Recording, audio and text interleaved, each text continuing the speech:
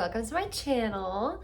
My name is Carly, and today I have some book recommendations picked out for you based on some of the major arcana of the tarot. I'm so stinking excited about this. So all of these interpretations are primarily based on Jessica Dore's take on each of the cards in the tarot that she writes about in Tarot for Change. I cannot overstate how much this book means to me. I've been following Jessica Dore on Twitter since probably 2018. But she was posting readings on Twitter and I was using those as my journal prompts for the longest. And so when she came out with a book, I was like, I gotta have it. So I think I bought it on Audible and then I bought a copy. And yeah, there's just I read it constantly. I've read it through a couple of times, and then I also will use it when I'm doing pulls, when I'm doing a spread or anything. So this is how my brain sees the tarot, is through Jessica Dore's lens. She has a really particular perspective. Okay, using the cards for self-care, acceptance, and growth, essentially. There's a lot of different ways to read the cards. This is something that has been super helpful in my life, and all these readings have given me something different at different times in my life. So yeah, that's kind of, I could sing the praises of Miss Jessica Dore for hours. Okay, so let me just so have a seat, get your little drink. I have a little mocktail here, a little pineapple lemonade LaCroix situation. Let's do it. Oh, also, I had so much fun doing this. We're only gonna do a few cards today. I could see myself going through the entire deck like this, okay? So if you're into it, let's get into it. Okay, so first we have the Fool. This is one of my favorite cards of all time. The Wisdom of the Fool is probably my favorite, and my favorite book of all time is the one that I matched to the Fool. Still Life with Woodpecker by Tom Robbins. So I tried to keep these kind of in line, because some of Jessica's interpretations of the cards are a little not counterintuitive, but maybe not exactly what you would first expect. And so I tried to keep these books kind of in line with what you would expect, and then also tying in with her interpretations. So Still Life with Woodpecker is a very silly book. It's kind of, Tom Robbins is also the man is the Fool's wisdom, okay? He knows what he's talking about. If you've read Jitterbug Perfume, you know what I'm talking about. He's just that guy. He's just the Fool. He's just giving you Fool's wisdom. And to me, this is let me just tell you, I think what it says on the back of the book, yes it does, a sort of a love story that takes place inside a pack of Camel cigarettes. Girl, sign me up. I talk about this book all the time. I need to stop. It reveals the purpose of the moon, explains the difference between criminals and outlaws, examines the conflict between social activism and romantic individualism, and paints a portrait of contemporary society that includes powerful Arabs, exiled royalty, and pregnant cheerleaders. It also deals with the problem of redheads. I eat it up. Fork and spoon. My table is set. So Jessica Dore, when she talks about the Fool, she tells the story of these men dancing in igloos. And I can do you better than that, okay? I'm gonna tell you what she says. Okay, I'm not gonna tell you word for word this exact story, but basically this is an old story from the Seneca, indigenous people of the central and western region of what is now called New York State. Basically, a witch takes this group of men and throws him in an icebox or igloo, and they're all like, oh man, what do we do? How do we get out? The witch got us. And then, for whatever reason, they start dancing. And the dancing, the heat from their bodies, melts the igloo. And they're free. So basically, just dance, girl. A lot of the solutions to life's problems, a lot of the ways to dissolve the rules through which we live, is to just have some fun, enjoy, let go, be in your body, be present. live. And she talks about dancing is a bit of a fool's task. That's a quote from the book. Sign me up. I just love all of it. And so much of Still Life with Woodpecker is nonsensical. It is romantics who have big dreams, anarchists who have big dreams, and I mean, what do we do? How do we fix how do we save the planet? How do we fix everything in our government? Well, we could love each other, and we could just like be silly and be ourselves, and like let that love shine out of our faces, and then like maybe then we'll have something, some answers will come. But we can't dissolve the rules with which we're living by by following them. So the Fool. Love her. Next, we have the Hermit. This is another one of my favorites. And also, I have to admit, the book that I have chosen for the Hermit is in part because I just want to talk about it. It fits this really well, and I needed an excuse to talk about it. So that's kind of a hint to what it is, but I'm going to tell you what my favorite interpretation of the Hermit is before I explain the book. She uses the Hermit to speak a lot about the middle way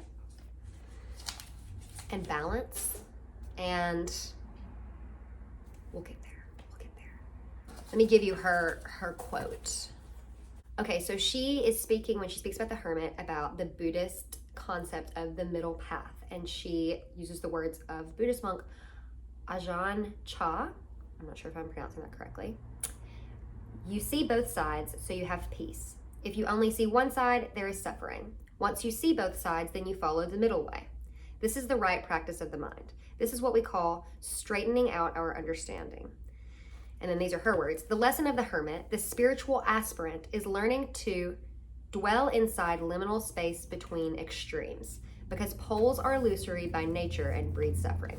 Okay, so that's what she's saying. And then we have the Hermit himself, who is this lonely, I don't know if aspirant, who knows if that's perspirant. How am I pronouncing that? Who knows? How does anyone? I've never heard someone say that out loud.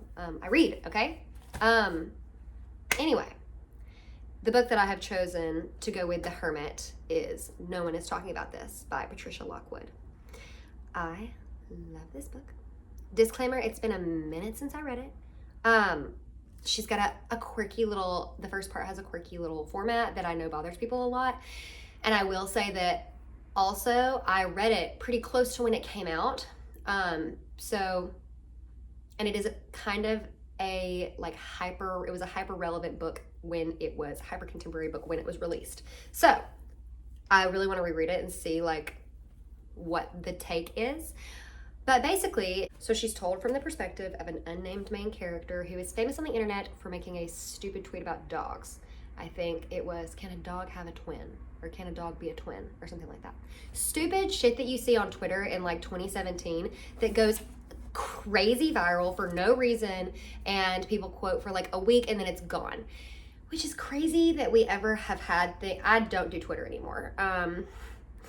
It's crazy that we've ever had anything like that. They can be viral for so quick, and so many people can be aware of it, and then it can also be gone in a minute. Think about all the things that you tweeted in 2017 that if someone put in front of you right now, you'd be like, where the hell did that come from? So basically something eventually happens in this person's life that is life shattering, earth shattering. And it kind of brings her back down to earth, and she's going through this very personal experience. Then the closest people in her life are the people that she is friends with on the internet. And that's those are the primary connections she has. And so a lot of what the internet aspired to be and social media inspired to be originally was connection. That's kind of and that's also, that's how I play it off when I'm oh, my screen time's high. I'm girl, I'm connected. I'm talking to my buddies. Girl, no, you're not.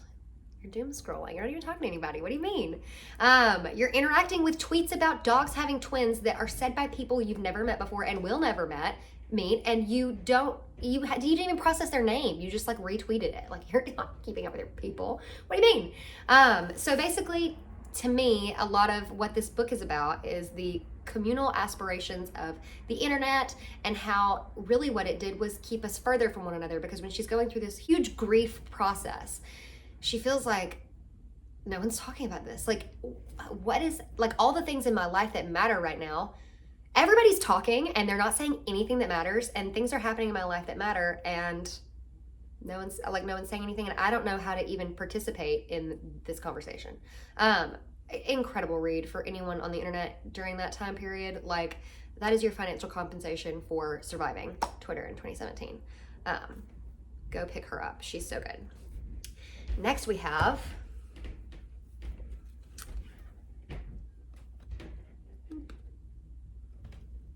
The Hanged Man. Okay, he's good too. So a lot of what she talks about with the Mr. Hanged Man is the perspective switch. Oh, I held it up upside down.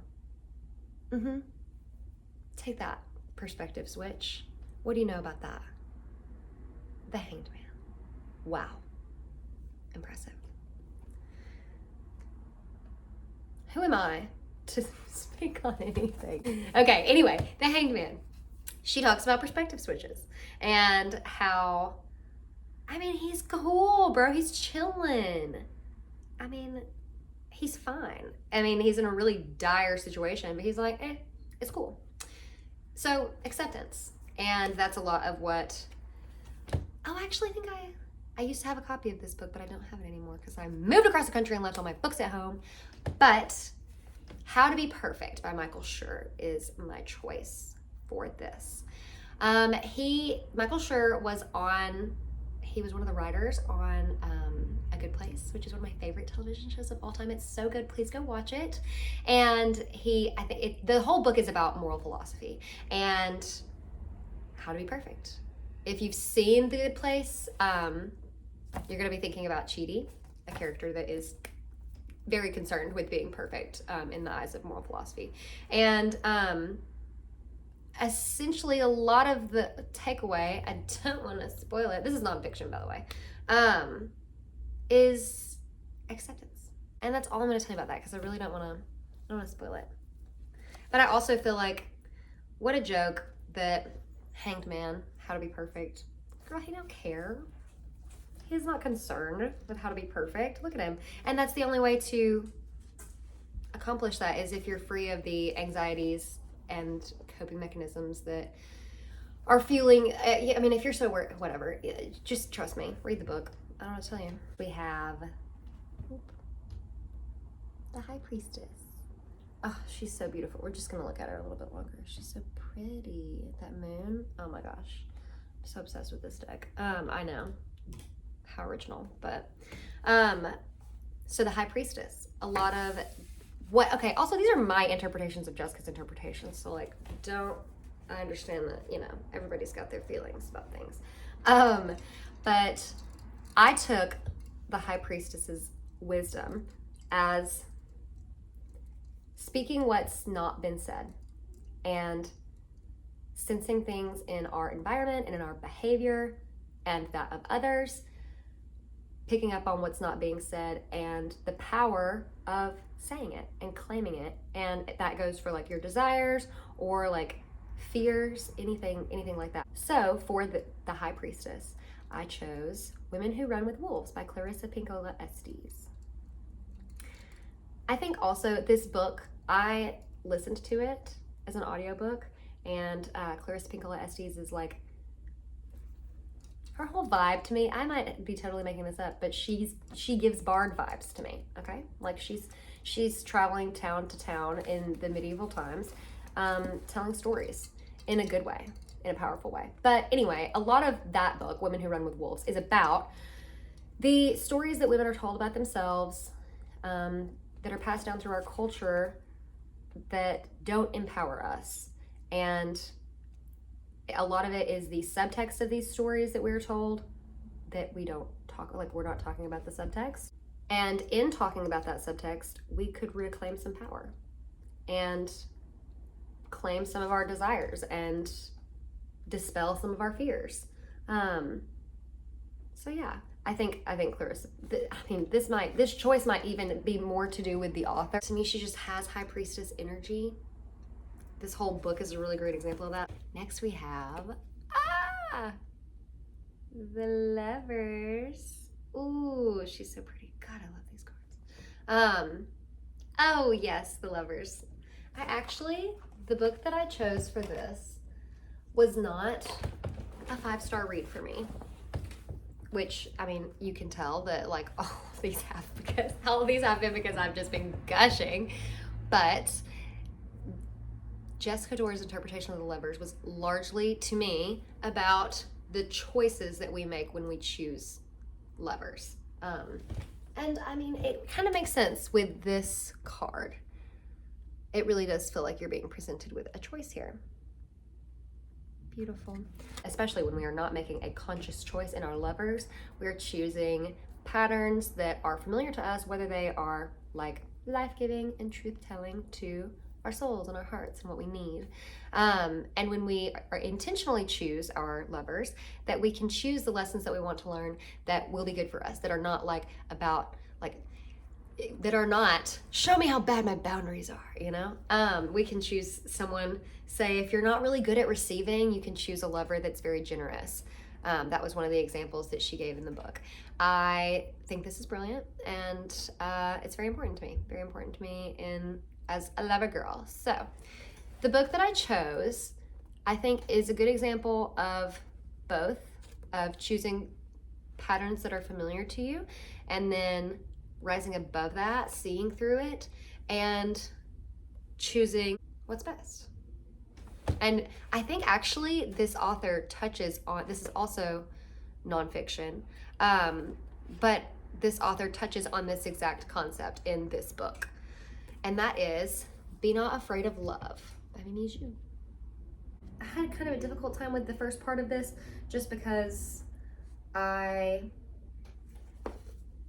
maybe was even triggered by it, but I felt like, I don't know, I get very frustrated with self-help books these days because I read a lot when I first started reading, and I think I was not expecting this. That was why I was frustrated. I should have just looked at it. It says lessons on blah, blah, blah, and then it says it's self-help / a memoir. I thought it was just going to be lessons. Did not expect it to be self-help / memoir. But ultimately, the takeaway, I do think is really important, especially I think younger women would get a lot out of this. I think if I had read this when I was a few years younger, I probably would have enjoyed it a lot more quickly. But yeah, the Lovers. All right, we have the Magician. For this card, a lot of what Jessica is talking about is alchemy in the emotional sense, and what it means to take all of the baggage that we have and turn that into growth. And that is a miracle and that is magic, and which I could not agree more. And the book that I've chose for the Magician is Nettle and Bone by T. Kingfisher. Oh my gosh, I love this book. This book was how I discovered T. Kingfisher, and it was kind of on a lark. I found it at the library and just thought it looked cool, and I had never heard of T. Kingfisher before, which, what a joy. I love when things like that happen. So I love this book. It is about a young girl who has seen her sister be abused for years, and so she decides to do something about it, and she embarks on a quest, essentially, and she has to complete 3 impossible tasks. That's like the very first thing at the beginning of the book, and eventually all she overcomes, we see actual magic, we see post-traumatic growth, we see emotional magic, we see it's beautiful book, so much fun, kind of a cozy read. I feel like love, cannot recommend enough. Oh, you're gonna love it. Eee. Okay, so that pretty much wraps us up. Those are my first 5, 6. My first 6 cards, I believe. I can't count. 6, yeah. What is in here? I'll tell you if it, whatever. Anyway, yeah, so those are my first 6 cards. I I love this a lot. Anything that I haven't, like, in the major arcana that I haven't chosen a book for yet has pretty much primarily been because I haven't found that book yet. So I hope to continue this as a series, and I hope you enjoyed. Thank you so much for watching, and I will see you next time. Thanks.